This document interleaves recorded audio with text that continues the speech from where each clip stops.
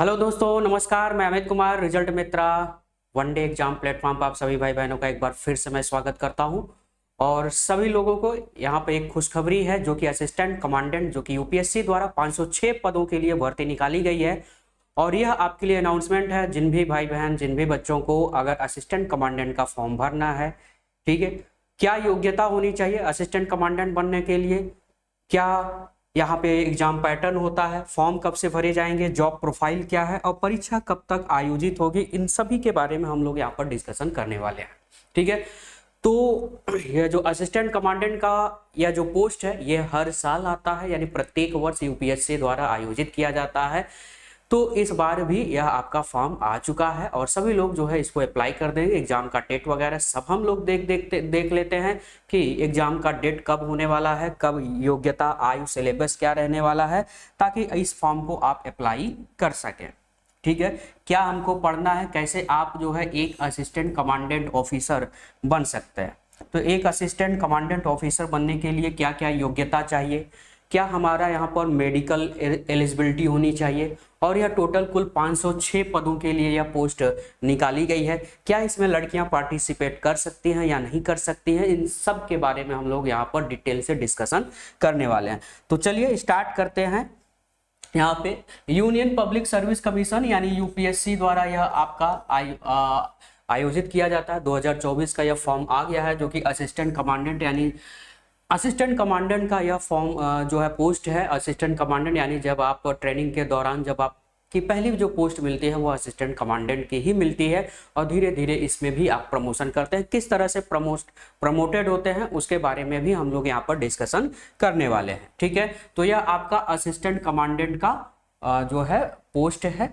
क्या योग्यता होनी चाहिए इसके बारे में हम लोग आगे डिस्कशन करेंगे। तो डिस्कशन करने से पहले फॉर्म कब से कब तक भरा जाएगा यह हम लोग देख ले। तो एप्लीकेशन जो फॉर्म है यह 26 अप्रैल, ठीक है, यह 26 अप्रैल से आपका फॉर्म फिल किया जाएगा। ठीक है, लास्ट डेट कब है ऑनलाइन की, तो यह आपका 14 मई, ठीक है, तो 14 मई आपका यहाँ पे 14 मई को यहाँ पे आपका लास्ट डेट है, यानी शाम को 6 बजे से पहले आप सभी लोग फॉर्म जो है अप्लाई कर लें। आप 14 मई का इंतजार न करें, आप फॉर्म को पहले ही फिल कर लें। जितना पहले फिल कर देंगे उतना ही अच्छा होगा, क्योंकि बाद में सर्वर आप जानते हैं बहुत बिजी हो जाता है, जिसकी वजह से कई बच्चों का जो है फॉर्म अप्लाई करना जो है उनका छूट जाता है। लास्ट डेट जो फी पेमेंट है वह है आपका 14 मई ही है। करेक्शन डेट, अगर फॉर्म भरते समय आपने कुछ गलती कर दी है, आपने अपने नाम में, माता या पिता के नाम में, एड्रेस में, मोबाइल नंबर में, या फिर आप ईमेल में कहीं पर आपने गड़बड़ी कर दी है, उसको करेक्शन करने के लिए तो 1 हफ्ते का समय आपको दिया जाएगा, 15 से 21 मई तक। यानी फॉर्म भरने का लास्ट डेट 14 मई तक है। अगले दिन से यानी 15 मई से 21 मई तक यानी 1 हफ्ते का आपको समय दिया जाएगा। अगर आप उसमें फॉर्म में कोई बदलाव करना चाहते हैं, करेक्शन करना चाहते हैं, तो आप कर सकते हैं।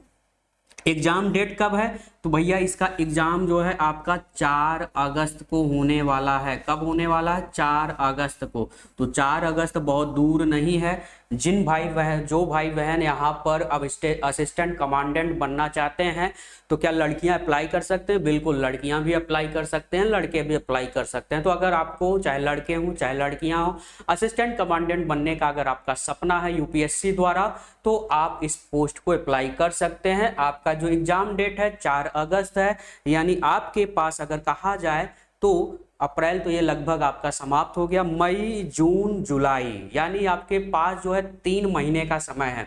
और इस 3 महीने में आपको बहुत ढेर सारा पढ़ना है, तभी आप असिस्टेंट कमांडेंट बन सकते हैं। सिलेबस क्या है या किस तरह से जो एग्जाम पैटर्न है, एग्जाम पैटर्न क्या है जिसके थ्रू जो है आप इसको क्वालिफाई कर सकते हैं, तो इसको हम आगे अभी डिस्कशन करेंगे। ठीक है, तो यहाँ पे हमने देख लिया फॉर्म का डेट कब है, 26 अप्रैल से भरा जा रहा है, 14 मई तक भरा जाएगा। 14 मई का आप इंतजार नहीं करना है, पहले ही फॉर्म को अप्लाई कर दीजिए अगर आप एलिजिबल हैं तो। ठीक है, करेक्शन डेट जो है 15 से 21 मई तक। एग्जाम का जो डेट है वह 4 अगस्त को आयोजित होने वाला है। वही एप्लीकेशन फीस की अगर हम बात करें तो जनरल और ओबीसी के लिए इस फॉर्म को अप्लाई करने के लिए 200 रुपए की फीस रखी गई है। वही एससी एसटी अगर हैं या फिर जितने भी फीमेल कैटेगरी की महिलाएं हैं, चाहे वह जनरल हो ओबीसी, यानी फीमेल कैटेगरी की महिलाएं चाहे जनरल हो ओबीसी हो एससी हो एसटी हो, उन सभी के लिए कोई फीस नहीं है, जीरो चार्ज है। बाकी एससी एसटी के लिए भी आपका जीरो चार्ज है, यानी यहाँ पे आपको कोई भी एग्जाम की फीस नहीं ली जाएगी। ठीक है, आप चालान जो है स्टेट बैंक ऑफ इंडिया या किसी द्वारा क्रेडिट कार्ड द्वारा डेबिट कार्ड द्वारा आप खुद भी कर सकते हैं, या फिर जहां भी आप साइबर कैफे है वहां पे जाकर के आप वहां से खुद जो है अप्लाई करवा सकते हैं। ठीक है, तो ये रही एग्जाम की एप्लीकेशन फीस के बारे में। अब आप कैसे इसको अप्लाई करेंगे, आप मान लो खुद से अगर आप अप्लाई कर रहे हो, ठीक है, मोबाइल के थ्रू या आप जो है लैपटॉप के थ्रू या आपके पास जो है खुद का कंप्यूटर है, तो उसके थ्रू आप कैसे अप्लाई करोगे, तो आपको www.upsconline.nic.in इस वेबसाइट पे आपको जा करके आपको जो है इस वेबसाइट पे गूगल के थ्रू आप इस वेबसाइट पे जा करके फॉर्म को अप्लाई कर सकते हैं। सबसे पहले तो आपको वन टाइम रजिस्ट्रेशन करना पड़ेगा। वन टाइम रजिस्ट्रेशन जिस दिन आप करेंगे तो एक हफ्ते बाद से ही आपका फॉर्म जो है भरा जाएगा। पहले वन टाइम रजिस्ट्रेशन करेंगे। वन टाइम रजिस्ट्रेशन में क्या होगा, आपका नाम, पिता का नाम, माता का नाम, आपका एड्रेस, ठीक है, कैटेगरी, सारा चीज यहाँ पे इंक्लूड होगा। साथ साथ में आपकी फोटो और सिग्नेचर भी यहाँ पर रहेगा। तो फोटो, एक फोटो OTR भरते समय आप ध्यान में रखें, एक फोटो अपनी जरूर, लेटेस्ट जो फोटो हो उसको जरूर लेके जाएं, और सिग्नेचर आप वहां पे खुद ही कर लेंगे और इसको फॉर्म को जो है फिल कर लेंगे। यानी आपको सबसे पहले क्या भरना है, OTR यानी वन टाइम रजिस्ट्रेशन आपको करना है। ठीक है, तो इसके बारे में यहाँ पे मैंने आपको बता दिया है। नंबर ऑफ वैकेंसी की बात करें तो टोटल नंबर ऑफ वैकेंसी मैंने आपको बताया 506 वैकेंसी है, जिसमें बीएसएफ के लिए 186, यानी बीएसएफ में असिस्टेंट कमांडेंट बनने के लिए आपको 186 पोस्ट हैं।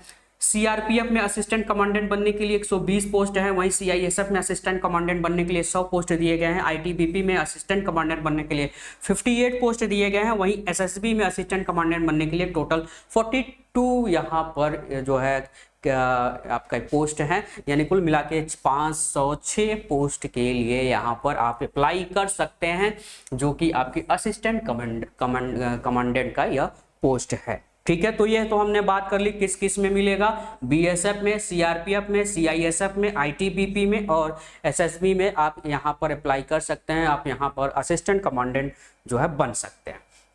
बात कर ले सेंटर की, कहाँ कहाँ सेंटर होगा इसका, तो मैं सभी यहाँ पे सेंटर एक बार यहाँ पे आपको बता दूं।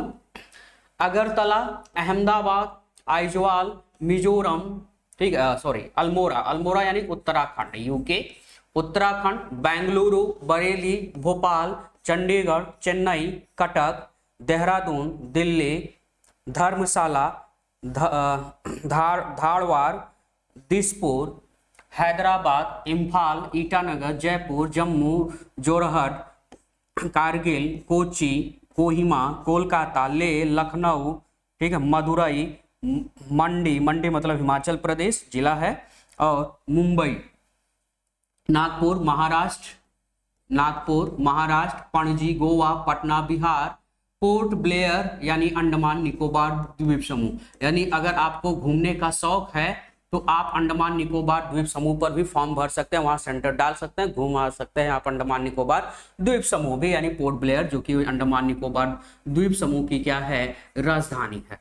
वहीं प्रयागराज यानी इलाहाबाद भी अपना सेंटर है। ठीक है, रायपुर, रांची, संबलपुर, शिलोंग, शिमला, श्रीनगर ये श्रीनगर है जम्मू कश्मीर वाला, और एक श्रीनगर है उत्तराखंड वाला।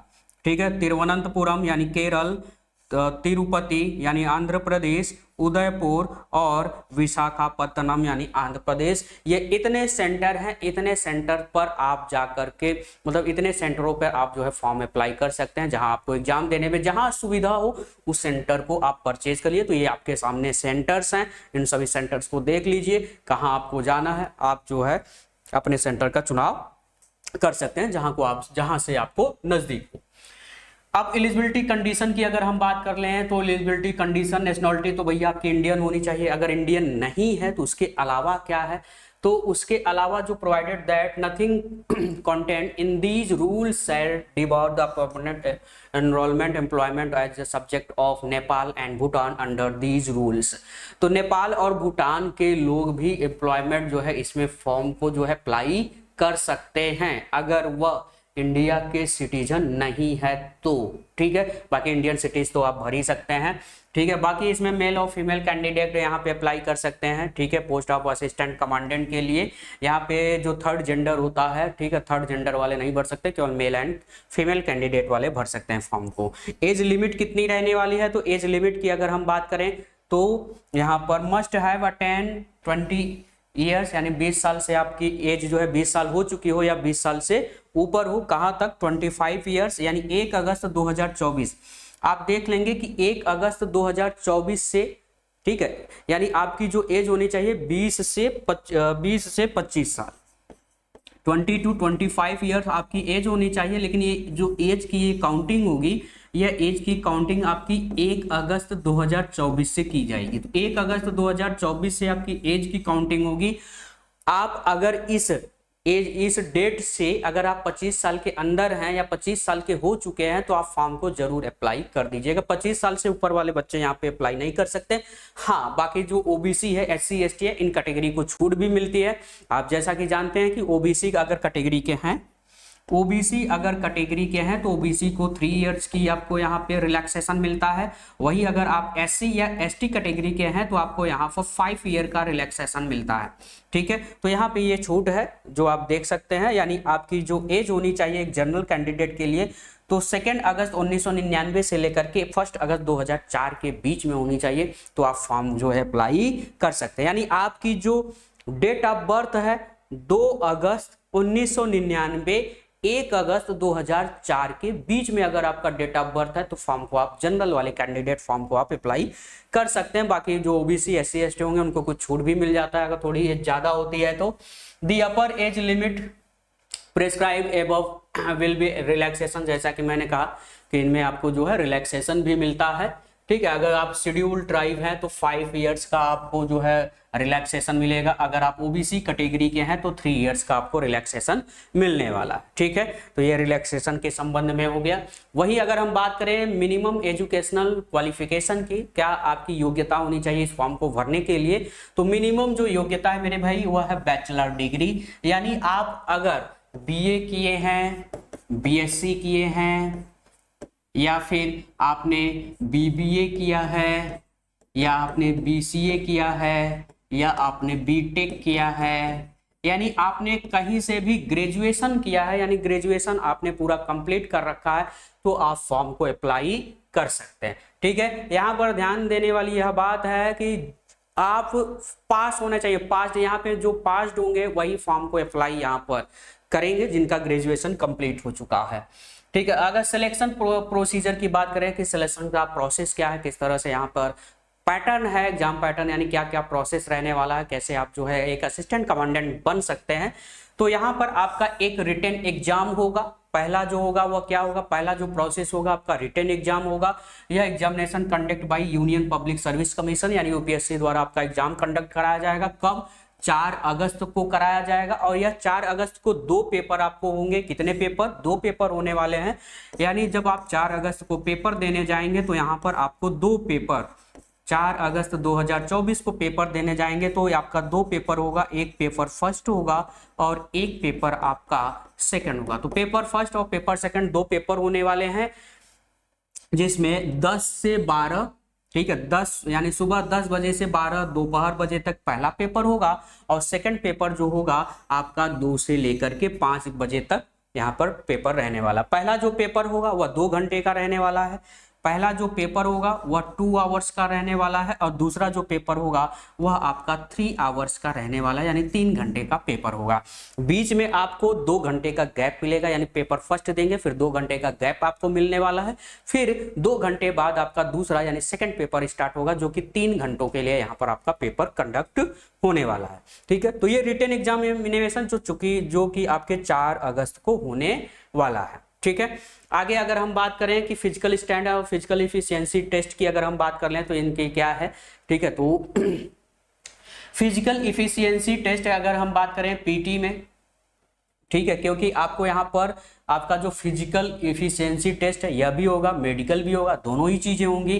तो मेल कैंडिडेट के लिए, ठीक है, 100 मीटर की दौड़, ठीक है। मेल कैंडिडेट के लिए 100 मीटर की दौड़ 16 सेकंड में आपको यहाँ पे पूरा करना होगा, वहीं फीमेल कैंडिडेट के लिए 18 सेकंड का समय, यानी यहाँ पे 2 सेकंड जो है बढ़ा दिया गया है। तो फीमेल कैंडिडेट के लिए 18 सेकंड में आपको 100 मीटर दौड़ना होगा, 100 मीटर जो है 18 सेकंड के अंदर ही आपको पूरा करना होगा, और मेल कैंडिडेट के लिए 16 सेकंड का समय दिया गया। वहीं 800 मीटर दो दौड़ है, एक 100 मीटर की दौड़ है और एक 800 मीटर की दौड़ है। 800 मीटर की दौड़ जो है 3 मिनट 45 सेकंड में आपको पूरा कवर करना होगा इससे पहले ही, और महिलाओं के लिए यह 4 मिनट 45 सेकंड का समय दिया गया है।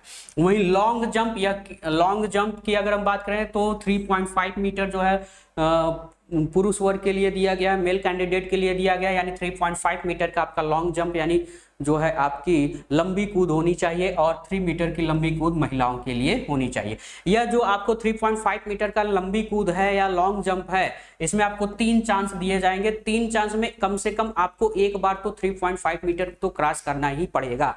अगर तीनों चांस में आपने एक बार भी 3.5 मीटर आप लॉन्ग जंप नहीं लगा पाते हैं तो आप डिस्क्वालीफाई यहीं पर कर दिए जाएंगे। वहीं शॉट पुट, ठीक है, जो कि गोला फेंक होता है, लगभग जो है 7.26 किलोग्राम का एक गोला होगा, जिसको आपको 4.5 मीटर का जो है शॉट पुट लगाना पड़ेगा। तो 4.5 मीटर का आपको यहाँ पे शॉट पुट लगाना पड़ेगा। महिलाओं के लिए शॉट पुट जरूरी नहीं है, महिलाओं के लिए शॉट पुट नहीं है, यह केवल जो है मेल कैंडिडेट के लिए शॉट पुट लगाया जाएगा। वही फिजिकल स्टैंडर्ड की अगर हम बात कर ले तो हाइट कितनी होनी चाहिए, तो जो मेल कैंडिडेट है 165 सेंटीमीटर हाइट होनी चाहिए, और वोमेन कैंडिडेट या फीमेल कैंडिडेट के लिए 157 सेंटीमीटर उनकी हाइट होनी चाहिए। चेस्ट की अगर हम बात करें तो यहाँ पे 51 सेंटीमीटर बिना फुलाए, सॉरी 81 सेंटीमीटर बिना फुलाए, और फुलाने पर यह होनी चाहिए आपकी यानी 5 सेंटीमीटर जो है 4 से 5 सेंटीमीटर अधिक होना चाहिए, यानी 86 सेंटीमीटर, यानी 5 सेंटीमीटर अधिक, 5 सेंटीमीटर अधिक होना चाहिए फुलाने पर, ठीक है, फुलाने पर। तो बिना फुलाए 81 सेंटीमीटर और फुलाने पर 86 सेंटीमीटर जो है आपका सीने की माप होनी चाहिए। महिलाओं के लिए सीने की माप नहीं ली जाती है, यह केवल मेल कैंडिडेट के लिए जो है चेस्ट लिया जाता है, ठीक है। आगे अगर हम बात करें वेट की, अगर हम बात करें तो वेट जो है अगर आपकी एज 165 है, 165 है, तो आपकी एज जो आपकी वेट होनी चाहिए वो 50 kg मेल कैंडिडेट के लिए, और 46 kg जो है यहाँ पर फीमेल कैंडिडेट के लिए जो होनी चाहिए। अच्छा, ये जो आपका वेट है ये एज के अनुसार भी घट बढ़ सकता है। अगर बिल्कुल आप 20 साल के हैं, 20 साल 21 साल के बीच में है, तो आपकी वेट 50 से 55 के बीच में होनी चाहिए, ठीक है, 50 से 55। अगर 165 सेंटीमीटर है तो 50 से 55 के बीच में आपका वेट होना चाहिए। वही महिला अगर कैंडिडेट है तो 46 से 48 किलोग्राम होना चाहिए। मेडिकल स्टैंडर्ड की अगर हम बात कर लें, आई साइट की अगर हम बात करें तो डिस्टेंट विजन जो होना चाहिए 6/6 होना चाहिए बेटर आई के लिए, और वहीं वर्स आई के लिए 6 to 12 होना चाहिए, ठीक है। वहीं नियर विजन के लिए अगर हम बात करें तो N6 होना चाहिए, यहाँ पे भी आपका N9 होना चाहिए। अगर आपकी आंख जो है खराब है, वर्स है, तो उसके लिए इतनी आई होनी चाहिए, ठीक है। वही बात करें कि ग्लासेस, अगर आप ग्लास लगाते हैं, चश्मा अगर पहनते हैं, तो आपका अगर चश्मा पहन रहे हैं तो -4D, ये किसके लिए, मायोपिया के लिए। तो जो मायोपिया से ग्रसित है वहाँ -4D होना चाहिए, और अगर आप हाइपरमेट्रोपिया से अगर ग्रसित हैं तो आपका +4D होना चाहिए, ठीक है। तो हाइपरमेट्रोपिया और मायोपिया ये दोनों आप समझ गए, ठीक है। तो ये लिमिट होनी चाहिए। उसके अलावा भाई बहुत से बच्चे जो है टैटू लगवा लेते हैं अपने हाथ पर, अपने बदन पर, कई जगह टैटू लगवा लेते हैं, तो क्या वो फॉर्म को अप्लाई कर सकते हैं या नहीं अप्लाई कर सकते, तो उनके बारे में अगर हम बात करें तो being a secular country the religious sentiment और countrymen are to be respected, thus tattoo depicting religious symbol or figures and the name as followed in Indian Army are to be permitted। अगर आपने किसी धर्म से related, मान लो आपने शिव जी का आपने टैटू बनवा लिया है, बजरंगबली का टैटू बनवा लिया, या किसी भी धर्म से रिलेटेड आपने टैटू बनवा रखा है अपने हाथ में, अपने बॉडी पर, तो आप फॉर्म को अप्लाई कर सकते हैं। ऐसा नहीं है कि आप फॉर्म अप्लाई नहीं कर सकते, बिल्कुल आप फॉर्म को अप्लाई यहाँ पर कर सकते हैं, ठीक है। लोकेशन की अगर हम बात करें तो ये जो टैटू का लोकेशन होना चाहिए, कौन से लोकेशन पर आप जो है टैटू आपने गुदवाया है या टैटू आपने करवाया है, तो वो फॉर्म को भर सकते हैं। तो tattoo marked and traditional sites of the body like inner expected of four arm but only left four arm being non saluting limb dorsum of the hands और अप टू दी। अगर आपने इस हाथ के यहाँ पर अगर आपने लगवाया तो ठीक है, यहाँ पे चल जाएगा। लेकिन फोर आर्म मतलब यहाँ पे अगर आपने यानी इस कोहनी से आगे अगर आपने टैटू लगवाया हुआ है तो आप फॉर्म को अप्लाई नहीं कर सकते हैं, आपको डिस्क्वालीफाई कर दिया जाएगा। या आपने फिंगर में कोई टैटू वगैरह यहाँ से यहाँ तक अगर लगवा रखा है तो आप फॉर्म को अप्लाई बिल्कुल भी नहीं कर सकते हैं। ठीक है, आपने यहाँ से बॉडी के अंदर यहाँ आपने कुछ लगवा रखा है, कई लोग सीने पे लगवा रखते हैं, तो वहां पे आप फॉर्म जो है अप्लाई कर सकते हैं। ठीक है, साइज की अगर हम बात करें, size must be less than 1/4 of the particular part. 1/4 का मतलब जो आपके इस बॉडी का साइज है, जहां पे आप अपने हाथ पे टैटू अगर बनवा रहे हैं, उसका अगर 1/4 है, ये कि नहीं पूरे बॉडी पर ही बनवा लो। ठीक है, उसमें थोड़ा सा 1/4 पार्ट यानी पूरी बॉडी का उस हिस्से का 1/4 पार्ट पे अगर आपने टैटू बनवा रखा है तो आप फॉर्म को अप्लाई कर सकते हैं। अगर उससे ज्यादा है तो आप फॉर्म को अप्लाई नहीं कर सकते। ठीक है, वही अगर हम बात करें तो यहाँ पे मैंने हाइट को बताया था। ठीक है, अगर आपकी एज 18 से 22 साल है, ठीक है, 18 से 22 साल के अंदर है, आप 156 सेंटीमीटर, क्योंकि रिलैक्सेशन जो है आपको इसमें भी मिलता है, जो पहाड़ी क्षेत्र के लोग हैं उनकी हाइट जो है थोड़ी कम रखी जाती है, तो 156 सेंटीमीटर है, तो आप जो है 44 से 54 किलोग्राम की आपकी वेट होनी चाहिए। 23 से 27 साल के अगर हैं तो 46 से 56 होना चाहिए। और अगर 28 से 32 साल हैं जिनको रिलैक्सेशन जो है एज में छूट मिलती है, उसी के अनुसार रखा गया है। आप इसको आप अच्छी तरह से देख सकते हैं कि आपका जो है वेट कितना होना चाहिए। तो ये मेल कैटेगरी के लिए है, ये मेल कैटेगरी के लिए हाइट है और ये फीमेल कैटेगरी के लिए हाइट है। तो मेल और फीमेल दोनों कैटेगरी के लिए यहाँ पे हाइट मैंने अलग अलग देख रखा है। तो आप इनको अपने अनुसार देख लीजिए, आपका हाइट कहाँ पे है और आपकी एज कितना है उसी के अनुसार। जैसे ये क्या है, 168 सेंटीमीटर ये हाइट है और ये 18 से 22 साल वाले एज हैं, तो इसकी हाइट इसका वेट कितना होना चाहिए, 51 से 62 किलोग्राम होना चाहिए। अगर आपकी हाइट 168 सेंटीमीटर है और आप 18 से 22 के बीच में एज में अगर आप रखते हैं तो आपकी जो वेट होनी चाहिए, जो वजन होनी चाहिए आपकी 51 से 62 किलोग्राम होना चाहिए। ये इसी के अनुसार ये पूरा मैंने स्लॉट आपको देख रखा है। इस स्लॉट के अनुसार आपके जहां पे आपकी हाइट हो, आपकी जो एज हो, उस कॉलम में आप इसको देख सकते हैं कि आपकी वेट कितनी होनी चाहिए, उतना ही वेट आपको रखना है, नहीं तो यहाँ पे भी आपको डिस्क्वालीफाई कर दिया जाएगा। फीमेल के लिए यहाँ पे मैंने ये दे रखा है, तो यहाँ पे भी आप जो है देख सकते हैं। वही बात करें, जब आपको पोस्टिंग मिलेगी तो किस क्रम में आपको यहाँ पर प्रमोशन मिलने वाला है। तो जो प्रमोशन का सिलसिला है, प्रमोशन किस तरह से मिलेगा, तो सबसे पहले जब आप ट्रेनिंग होगा, ट्रेनिंग के दौरान जब आपको यानी क्वालिफाई करेंगे, ट्रेनिंग होगा, ट्रेनिंग के दौरान आपको जब पोस्ट मिलेगी तो उस समय सबसे पहली पोस्ट आपको मिलने वाली है असिस्टेंट कमांडेंट की, जो कि 56,100 से रुपए लेकर 1,77,500 रुपए जो है आपकी सैलरी यहाँ पर रहने वाली। यानी एक यहाँ पर अगर हम नियर अबाउट सैलरी की अगर हम बात करें तो नियर अबाउट इन हैंड जो आपको सैलरी मिलती है, इन हैंड जो सैलरी मिलती है वह लगभग 72,000 रुपए इन हैंड, यानी सब कुछ काटने पीटने के बाद जो है 72,000 पर मंथ की आपको यहाँ पे सैलरी दी जाती है। वही अगर हम जब आप प्रमोशन करके आ जाते हैं तो दूसरी जो प्रमोशन वाली पोस्ट है वह डिप्टी कमांडेंट की है, जहाँ पे आप सैलरी आप देख ही सकते हैं। फिर डिप्टी कमांडेंट के बाद कमांडेंट बनते हैं, फिर कमांडेंट के बाद सीनियर कमांडेंट बनते हैं, फिर डिप्टी इंस्पेक्टर जनरल बनते हैं और फिर प्रमोशन पढ़ के इंस्पेक्टर जनरल बनते हैं और फिर लास्ट में एडिशनल डायरेक्टर जनरल, और सबसे ऊंची जो पोस्ट होती है इसकी वह होती है डायरेक्टर जनरल की। तो डायरेक्टर जनरल अक्सर आपने नाम सुना ही होगा, जो कि आपके यूपीएससी यानी एक असिस्टेंट कमांडेंट से लेकर के आप यहां तक अपना जीवन तय कर सकते हैं, अपनी लाइफ तय कर सकते हैं। काफी रिप्यूटेड पोस्ट होती है यह और बहुत ही अच्छी पोस्ट होती है। तो इस पोस्ट के हम कट ऑफ की अगर हम बात कर लें कि क्या कट ऑफ पिछली बार रहा है, ताकि आप उसी तरह से प्रिपरेशन करें, तैयारी करें, आप इस असिस्टेंट कमांडेंट की पोस्ट को जो है क्वालिफाई कर पाए। तो यहाँ पे कट ऑफ की अगर हम बात करें 2021 का यह कट ऑफ मैंने यहाँ पर दिया हुआ है। तो जो पेपर फर्स्ट होता है, पेपर जो फर्स्ट होगा 250 मार्क्स का होता है। पेपर फर्स्ट, यहाँ पे 2 पेपर होते हैं, तो एक तो पेपर आपका फर्स्ट होगा जो कि 250 मार्क्स का रहने वाला।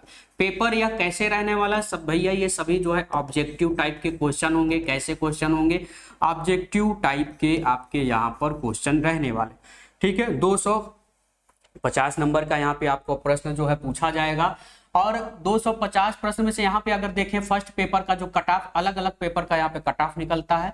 तो जनरल का 117, यानी 250 में से 117, 250 में से 117 मतलब समझते हो, तो मतलब कि 50% से भी कम, यानी 50% से भी कम जो है इसका कट ऑफ जाता है। देख रहे हैं 2021 का कट ऑफ है। वही EWS के लिए 110 है, OBC के लिए 117, मतलब जनरल OBC दोनों लगभग दोनों सेम ही है। SC के लिए 101.34, ST के लिए 99.34, और वहीं एक्स सर्विसमैन के लिए 25। यानी एक्स सर्विसमैन का अगर देखें तो जो एक्स सर्विसमैन है, यानी जो पहले कहीं काम कर चुके हैं, कहीं सरकारी केंद्र सरकार के अंतर्गत अगर काम कर चुके हैं, सरकारी कर्मचारी हैं, तो उनके लिए 25.34, यानी बहुत ही कम। वहीं पेपर सेकंड के लिए अगर हम बात करें तो 450 नंबर का, यानी पेपर जो सेकंड होता है आपका, पेपर जो सेकंड होगा यह 450 नंबर का आपका पेपर रहने वाला। ये एक तरह से इसमें एस्से भी आता है, एस्से रहेगा, एस्से रहेगा, बाकी आपका एक जीएस का पार्ट होगा, ठीक है। 3 पार्ट होंगे, एस्से होगा, जीएस होगा, कॉम्प्रिहेंशन होगा। ये 3 चीजें यहाँ पर रहती हैं, जो कि 450 नंबर का आपसे प्रश्न पूछा जाएगा, जिसमें कट ऑफ अगर देखें तो सेकंड पेपर के लिए 205 जनरल के लिए। वहीं अगर हम EWS की बात करें, कमजोर वर्ग के छात्रों के लिए 197। OBC की बात करें तो OBC जनरल दोनों सेम ही होते हैं, 205 नंबर। SC की बात करें तो यहाँ पर 186 नंबर, और यही है शेड्यूल्ड ट्राइब की अगर हम बात करें तो 181 नंबर, और वहीं अगर एक्स सर्विसमैन की अगर हम बात करें तो 59 नंबर रहा है। फाइनल कट ऑफ क्या रहा है? जो फाइनल कट ऑफ बन के आएगा, आपको कितना मार्क्स लाना है कि आप असिस्टेंट कमांडेंट बन सकें, तो फाइनल जो कट ऑफ रहेगा दोनों को जोड़ करके, यानी 250 और 450, टोटल 600 नंबर का रहेगा। 600 में से 325, तो 600 में से 325 अगर हम देखें कि कितना परसेंटेज हो गया, तो 325 और 600 परसेंटेज निकालने के लिए 100 से मल्टीप्लाई, 6 से भाग देंगे तो ये हो जाएगा 6 पंचे 30, 2 बचेगा 6 चौ 24, और 6 का 6 या 6 का 36। यानी आप ये मान के चलिए, अगर आपने 55 दोनों पेपर मिला करके 55% अंक अगर आपने क्वालिफाई कर लिया है, ठीक है, यानी 600 में से आपने 55% अंक, 55 से 60% अंक अगर आपने प्राप्त कर लिया है, तो आप एक असिस्टेंट कमांडेंट जो है बन सकते हैं, ठीक है। ये जनरल कैंडिडेट के लिए। वहीं अगर कमजोर वर्ग के छात्रों के लिए बात करें तो 305, OBC की बात करें तो 319, अगर वहीं SC की बात करें 297, 293, ST कैंडिडेट, और वहीं एक्स सर्विसमैन के लिए जो है 159। ये कट ऑफ है 2021 का, यहाँ पे मैंने आपको कट ऑफ का शो ऑफ किया हुआ है। वही अगर हम बात करें 2020 के लिए, तो 2020 में देखो यहाँ पे 117.34 था, सेम यहाँ पे भी वही है, यानी बहुत बड़ा इसमें बदलाव नहीं है। बस केवल बदलाव किसमें है, तो यहाँ पर बदलाव SC ये भी वही है, सेम है। ST 99.34 है, तो यहाँ पे भी 2020 में भी बहुत ज़्यादा बदलाव देखने को नहीं मिल रहा है। सेम टू सेम यहाँ पर भी आपको एक्स सर्विसमैन ESM का भी यहाँ पर सेम ही है, 305 नंबर, सब सेम है। यानी बहुत बड़ा बदलाव आपको देखने को नहीं मिला। यानी आपको अगर क्वालिफाई करना है तो मेरे भैया 55% अगर आपको अंक प्राप्त करना है, तभी आप जो है असिस्टेंट कमांडेंट को फॉर्म को जो है फिल कर सकते हैं। वहीं अगर हम बात कर लें इनकी सिलेबस की, पेपर 1 में क्या आने वाला है, पेपर सेकेंड में क्या आने वाला है, तो जो एग्जाम होगा आपका रिटन एग्जाम, ठीक है, तो यहाँ पे 2 पेपर होगा। एक तो आपका पेपर फर्स्ट होगा, और एक आपका जो पेपर होगा वह सेकंड होगा, पेपर सेकंड होगा। यह पेपर आपका 2 घंटे का रहने वाला है, और सेकंड पेपर जो है ये आपका 3 आवर्स का पेपर रहने वाला है। पेपर फर्स्ट में आपका एक तरह से पूरा जीएस रहेगा। जीएस का मतलब इसमें आपका मैथ्स प्लस रीजनिंग दोनों इंक्लूडेड रहेंगे, तो मैथ्स भी रहेगा, और इसके साथ साथ आपका रीजनिंग भी यहाँ पर रहने वाला है। तो यहाँ पे मैथ और रीजनिंग भी आपका रहेगा, बाकी जीएस के साथ रहेगा, ठीक है। यानी हिस्ट्री, ज्योग्राफी, पॉलिटी साइंस, सभी चीजें पढ़नी है, साथ साथ में मैथ और रीजनिंग के भी आपको यहाँ पर क्वेश्चन देखने को मिलेंगे। और यह टोटल आपका 250 मार्क्स का रहने वाला। कुल कितने मार्क्स का रहेगा? तो 250 मार्क्स का यह रहेगा। और वहीं पेपर सेकंड की अगर हम बात करें तो यहाँ पे आपका रिटेन होगा, यानी आपको लिखना पड़ेगा, और इसके लिए इसमें भी आपका जीएस होगा प्लस एस्से होगा। एस्से आपको यहाँ पर रिटेन करना पड़ेगा, और प्लस यहीं पर आपका कॉम्प्रिहेंशन होगा। तो कॉम्प्रिहेंशन, इंग्लिश कॉम्प्रिहेंशन के भी यहाँ पे क्वेश्चन जो है पुटअप किए जाएंगे, और यह 3 घंटे का रहने वाला है और 450 मार्क्स का रहेगा। पेपर एक ही दिन होगा, एक 10 से 12 बजे होगा, एक 2 बजे से लेकर के 5 बजे तक पेपर आपका कंडक्ट किया जाना है। ठीक है, और किस तरह से आप तैयारी करें कि यह असिस्टेंट कमांडेंट आप बन सकते हैं, तो इस असिस्टेंट कमांडेंट की प्रोफाइल क्या होती है, जॉब प्रोफाइल क्या है, इसको हम नेक्स्ट वीडियो में चर्चा करेंगे। तो नेक्स्ट वीडियो जो है आप जरूर देखें कि एक असिस्टेंट कमांडेंट अगर बनता है, ठीक है, एक असिस्टेंट कमांडेंट अगर बनता है तो उसकी क्या जॉब प्रोफाइल होती है, ठीक है, वह किस तरह से कहीं अगर रहता है तो उसको लोग किस तरह से देखते हैं, इसके बारे में सारी जानकारी मैं आपको नेक्स्ट वीडियो में इसके बारे में पूरा अवगत कराऊंगा। तो ये रहा फॉर्म को अगर आपने अभी नहीं भरा है तो मेरे भाइयों और मेरे बहनों, अगर आपका ग्रेजुएशन कंप्लीट है, अच्छी पोस्ट है असिस्टेंट कमांडेंट, लड़के लड़कियां दोनों भर सकते हैं। और यह assistant commandant BSF, CRPF, CISF, ITBP और एसएसबी में आप असिस्टेंट कमांडेंट के पोस्ट पर तैनात हो सकते हैं। तो सभी लोग इस पोस्ट को जरूर अप्लाई करें। तब तक आप मुझे इजाजत दीजिए। मैं अमित कुमार, रिजल्ट मित्रा के चैनल पर। धन्यवाद।